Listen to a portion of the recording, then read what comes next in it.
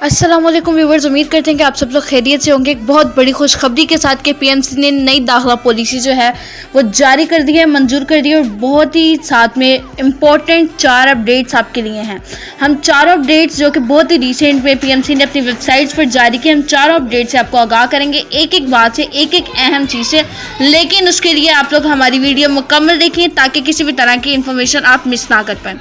तो व्यूवर्स, सबसे पहले आपको फर्स्ट अपडेट देते चले। जो फर्स्ट अपडेट है वो कॉलेजेस के स्टैंडर्ड के बारे में है, प्राइवेट कॉलेजेस की क्वालिटीज़ के बारे में है कि वो उनका स्टैंडर्ड किस तरह से, उनकी किस तरह से कैंसिलेशन की दोबारा रजिस्ट्रेशन कैसे होगी, स्टूडेंट्स किस तरह से रीएडमिशन का प्रोसीजर करेंगे।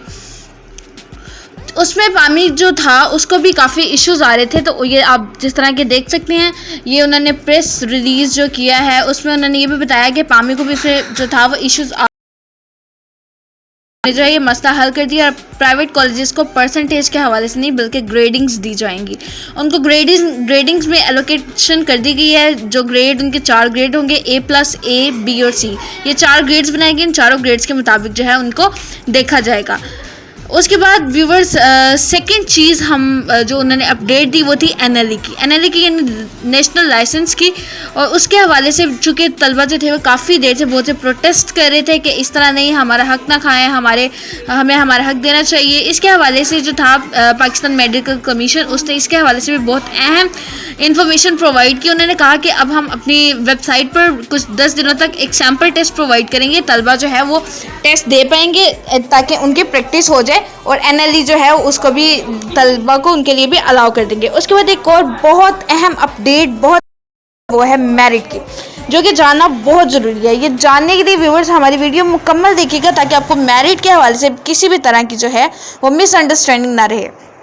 जिस तरह कि आप जानते हैं कि पहले ही प्रेस कॉन्फ्रेंस में जो डॉक्टर मुराद रास ने की, उन्होंने पहले ही इन्फॉर्म कर दिया था कि जो एग्ज़ाम्स हैं वो सिर्फ इलेक्टिव सब्जेक्ट्स के होंगे। तो अब मेरिट का क्राइटेरिया क्या है, मेरिट को किस तरह से डील करना है। मेरिट का क्राइटेरिया ये है कि 12 मार्क्स इज इक्वल टू होंगे 1%, और रिजल्ट जो इंटरमीडिएट का है वो ओवरऑल 600 मार्क्स के में से कैलकुलेट किया जाएगा। लेकिन कंपल्सरी सब्जेक्ट्स जिस तरह के इस्लामियात, इंग्लिश और उर्दू हैं, इनका एक भी मार्क ऐड नहीं किया जाएगा।